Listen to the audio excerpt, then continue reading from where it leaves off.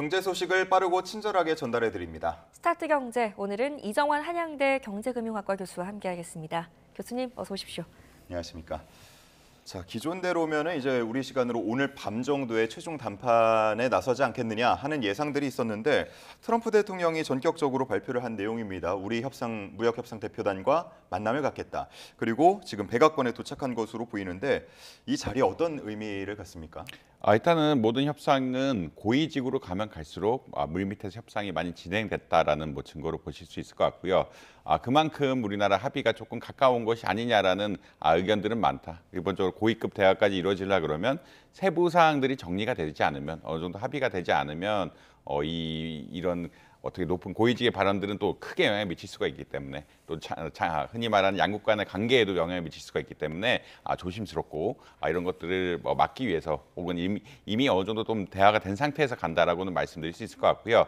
그렇기 때문에 사실 이제 8월 1일까지 이게 어떻게 보면은 이것들을 다 정리를 해야 되는 협상. 그러니까 8월 1일부터는 새로운 관세가 나오게 될 텐데 이게 협상이 잘 안 된다고 하면요. 이전에 아마 어느 정도 진전안들이 나오고 협상이 그러니까 마무리가 되지 않을까라는 기대감은 좀 형성되어 있다라고 말씀드릴 수 있을 것 같습니다. 네, 트럼프와 만날 정도면 어느 정도의 합의안은 도출됐을 것이다라고 우리는 예측을 할 수가 있고 어떤 내용들이 담겨 있을 것 같습니까? 아무래도 이제 일본의 사례가 가장 대표적이라고 할 수가 있을 텐데요. 일본의 사례를 바탕으로 해서 사실 EU의 관세 협상도 끝났고 우리나라의 이제 관세 협상이 진행되고 있는데 지금 나오고 있는 것처럼 2천억 달러 이상의 어떤 미국 투자라든지 조선업이나 첨단 산업 분야의 공급망 동맹 같은 것들은 이미 당연히 할 거다라고 생각했던 부분이었고요.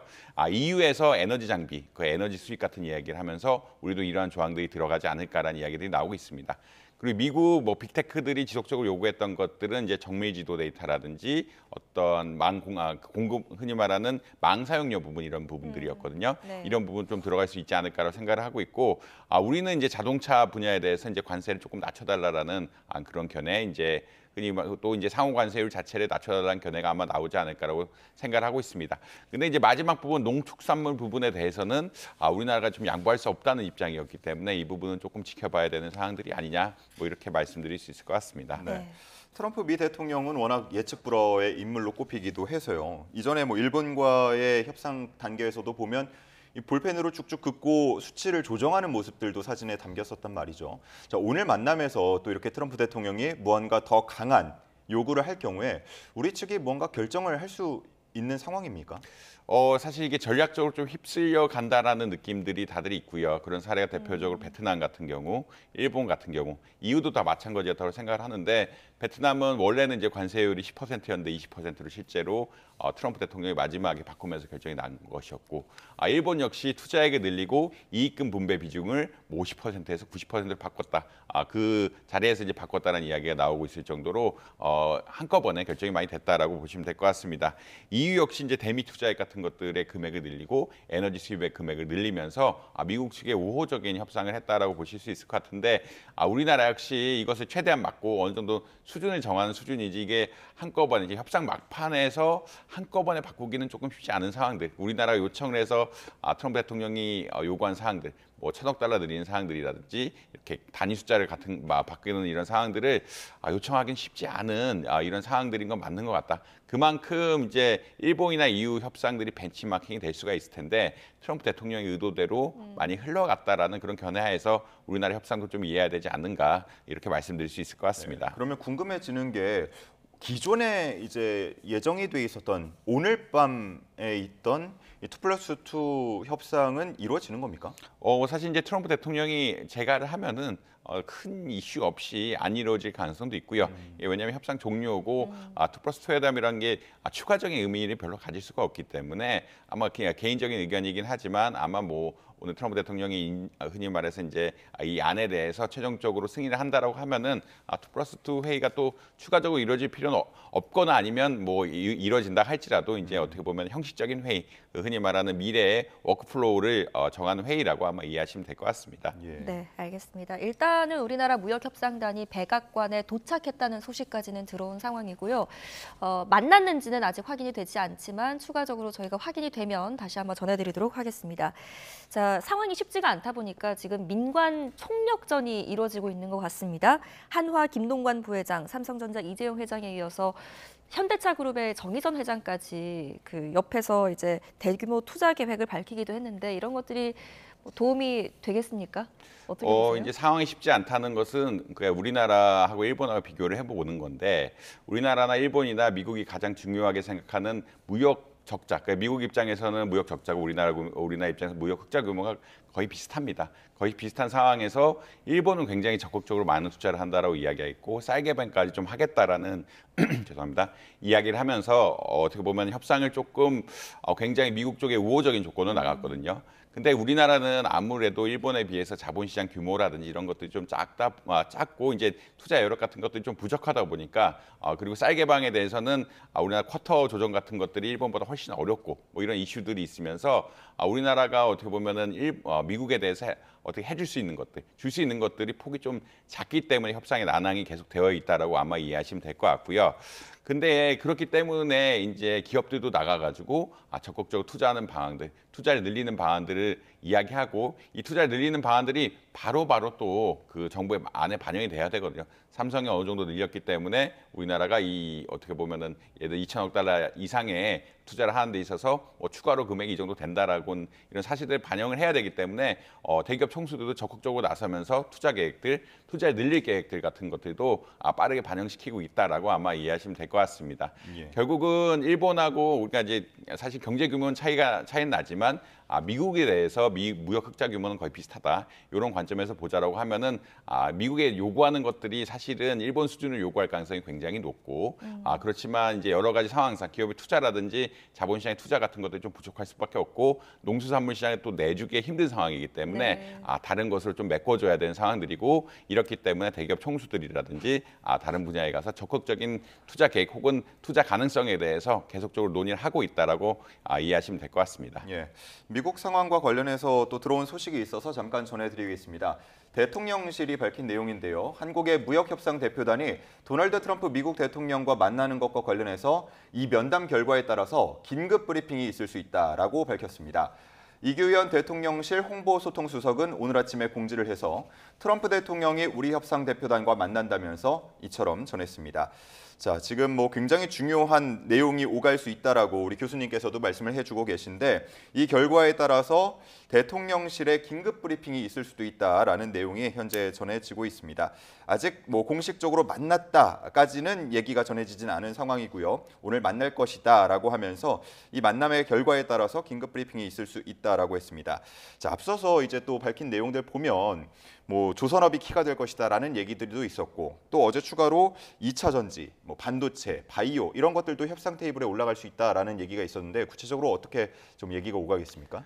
그래서 이제 전체적인 협상의 진행은 조선업하고 방산은 이미 협조가 되기로 되어 있다. 그 이후에 무엇을 더 줄 것이냐에 대한 논의라고 보시면 될 것 같고 그렇기 때문에 그러니까 그 대기업 총수들이 가는 이유들이 이제 다른 분야에 대해서 얼마나 더 적극적으로 투자를 할 수 있느냐에 대한 그런 논의라고 보시면 될 것 같습니다. 그렇기 때문에 2차 전지 분야 역시 미국이 중요하게 생각을 하고 있고 전기차를 만드는데 공급망에 있어서 가장 중요한 핵심 요소 중 하나이기 때문에 2차 전지 투자를 늘리면서 뭐 미국의 어떠한 안정적인 공급망 형성 그리고 경제 안보에 도움을 주겠다는 의견을 줄 수가 있기 때문에 뭐 2차 전지 뭐 바이오 분야까지 굉장히 폭을 넓히면서 투자를 증액하려는 이런 이야기들이 나오고 있다라고 보시면 될 것 같습니다. 뭐 지금 그래픽에 나오고 있는데 2차 전지 뭐 현지 생산을 늘리겠다, 미국 내 일자리 창출하겠다는 이야기들이 나오고 있고 바이오 분야에서도 뭐 흔히 말하는 삼성 바이오로직스 같이 이제 의약품을 복제하는 업체의 뭐 제조 공장들을 늘리고 공장 투자를 확대하겠다. 신약 도입 절차 개선 같은 걸 통해서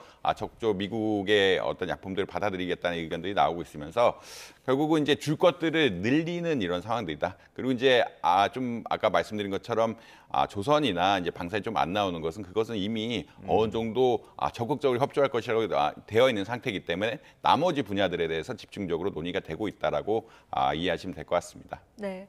자, 이번 협상이 타결이 된다고 해도 지금 마냥 또 안심할 수가 없는 게 앞으로 남은 상황이 또 있습니다.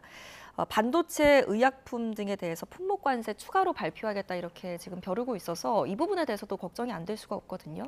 이제 상호 관세란 것은 이제 전체적인 품목에 대해서 이제 관세를 매기는 거라고 보시면 될 것 같고, 근데 뭐 최근 뭐 영국의 이코노미스트 같은 잡지들에서 이야기하는 것들은 이제 이게 상호 관세가 끝나게 되면은 상품 관세의 시대가 오면서 상품 관세를 통해서 흔히 말하는 수입이라든지 수출 같은 것들을 적극적으로 통제하겠다라는 미국의 의지가 좀 있는 것 같다라는 의견을 피력하고 있습니다. 결국 상품 관세는 그러니까 여기서 죄송합니다. 이런 상품 관세 같은 경우는 특정 산업에 연관된 경우가 많거든요. 특정 산업을 육성하기 위해서 적극적으로 관세를 부과한다든지 지금 뭐 철강 같은 경우에 철강 알루미늄 같은 경우에는 계속 50%씩 관세가 부과되고 있는데 미국 내 이제 철강 알루미늄 산업을 보호하고 그런 인프라 투자를 유도하기 위해서라고 보시면 될 것 같거든요. 이런 부분들이 지금은 뭐 반도체 같은 분야가 아니긴 하지만 반도체 같은 분야로 확장을 시키면서 적극적인 미국 내 반도체 투자를 유도할 수도 있고 이런 품목 관세, 그러니까 흔히 말하는 상품에 대해서 특정 상품에 대해서, 특정 산업에 대해서 부과되는 관세를 통해서 결국은 미국이 경제 안보 정책을 또 유도하지 않을까라는 의견들이 나오고 있다. 그래서 전체적인 관세는 끝났지만 이제 미국의 자국에서 굉장히 중요하다고 생각하는 어떤 산업 분야에 대해서는 이런 품목 관세를 붙이면서 상품에 대한 관세를 붙이면서 어떻게 보자라면 이런 관세를 통해서 투자를 유도한 정책들이 많이 나올 것 같다라고 예측이 되고 있습니다. 예. 자, 트럼프 대통령과의 만남까지 갔다라는 데 있어서 양측의 이견이 좀 좁혀진 것 같다라고 분석을 해주셨는데 뭐 비교적 낙관적인 전망은 가능하겠습니다만 만일 이 관세 협상이 좀 틀어질 경우에 우리가 입는 경제적 피해 규모는 뭐 어느 정도나 되는 겁니까? 사실 이제 불확실성의 문제라고 보시면 될 것 같은데, 물론 이제 일각에서는 중국도 이렇게 유예 연장을 했는데, 뭐 한국이라고 유예 연장을 뭐 하지 못할 가능성이 있느냐, 뭐 이런 이야기도 나오고 있긴 한데, 현실적으로는 좀 어렵다라는 이야기를 드릴 수 있을 것 같습니다. 중국은 미국에 대해서 주고 혹은 중국만이 가진 독자적인 내용들이 있죠. 흔히 말하는 희토류에 대한 공급망이라는 내용들이 있기 때문에 미국과 어느 정도 대등한 협상이 가능한데 한국은 미국에 대해서 무역 흑자를 굉장히 많이 내는 국가이기도 하고 일본과 거의 유사한 구조를 가지고 있는데 일본만큼의 협상을 못한다라고 하면 또 이게 이슈가 될 수밖에 없는 상황들이고 이게 어떻게 끝날지 또 모르는 상황들이거든요.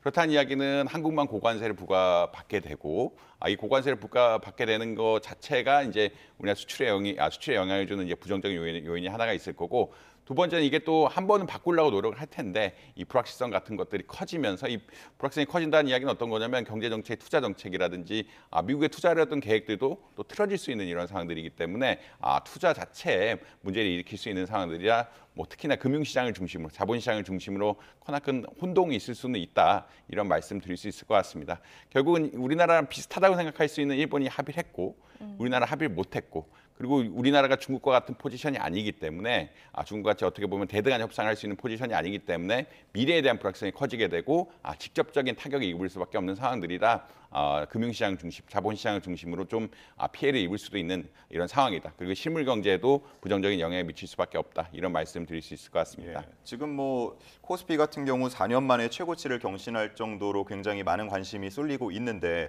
이 관세 협상 결과에 따라서도 추가 상승 혹은 또 충격을 받을 가능성도 배제할 수 없다는 말씀이신 거죠?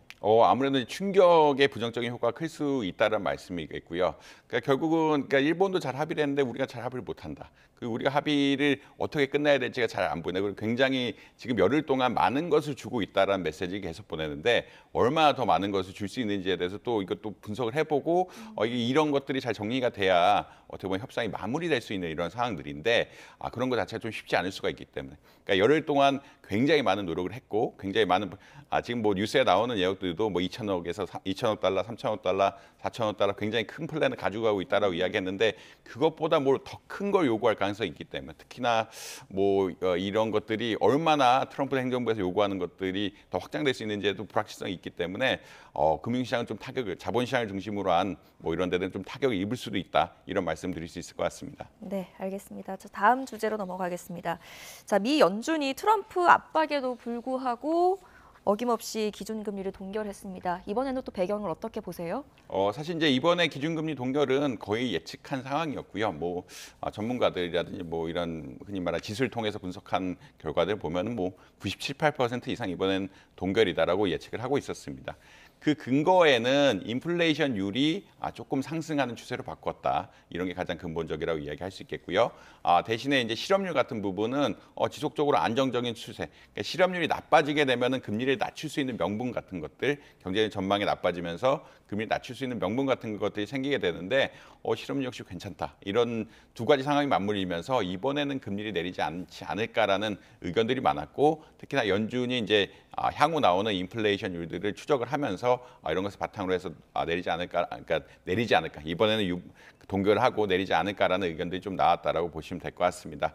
물론 트럼프 대통령은 금리 낮추라고 이야기하고 있긴 하지만 이런 데이터를 통해서 봤을 때는 낮추기 어려운 상황이 분명한 것이기 때문에, 그리고 물가가 내려가는 추세였다라면 혹시나 낮출 수 있는 가능성이 보였지만 오히려 이제 약간 반등하는 추세를 보였기 때문에 연준 입장에서는 금리를 낮추기가 어려운 상황인 건 분명했다라고 말씀드릴 수 있을 것 같습니다. 예, 말씀을 해주신 것처럼 이번에 동결은 어느 정도 예상이 됐고 시장에서 주목하는 건 뭐 9월에 인하를 할 것이냐 뭐 이런 부분이고, 그래서 또 파월에게 기자들이 질문도 했던 것 같은데 파월의 입 우리가 주목할 만한 내용들이 있었습니까?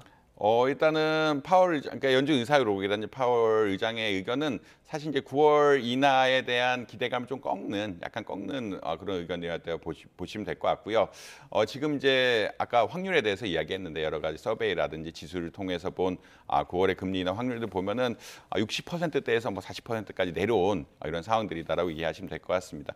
그 이유는 아무래도 이제 그 파월 의장이 이야기를 할 때 9월 인하에 대해서 지금 생각해 본 것이 없다라고 사실 명시적으로 이야기를 했거든요. 명시적으로 이야기했다는 이야기는 어떤 거냐면 인플레이션율에 따라서 9월 인하도 좀 힘들 수 있다라는 것을 반증하는 이런 이야기이기 때문에 사실 시장에서는 약간 부정적인 의견이 많다라고 이해하시면 될 것 같고, 6월에 사실 예측만 보면은 이제 하반기 2번 정도 금리를 인하할 것이라 생각을 했는데 그거 역시 쉽지 않지 않나, 이럴 가능성이 역시 좀 나오고 있다라고 아마 이해하시면 될 것 같습니다. 결국은 파월 의장은 인플레이션에 대한 우려가 굉장히 심하다고 생각을 하고 있고, 여전히 실업률이 높게 가지 않으면서 경제가 어떻게 보면은 나빠지지 않고 경제 안정적으로 가고 있는 상황들이기 때문에 데이터를 보면서 하겠다는 입장. 그래서 9월에 대해서 인하하지 않을 가능성을 더 크게 열어둔 상황이기 때문에 뭐 금리라는 게 뭐 사실 자본시장 쪽에서는 그렇게 좋아하지 않은 뉴스, 이렇게 아마 이해하시면 될 것 같습니다. 네, 알겠습니다. 기준금리 이야기까지 해봤습니다. 이정환 한양대학교 경제금융학과 교수와 함께했습니다. 잘 들었습니다.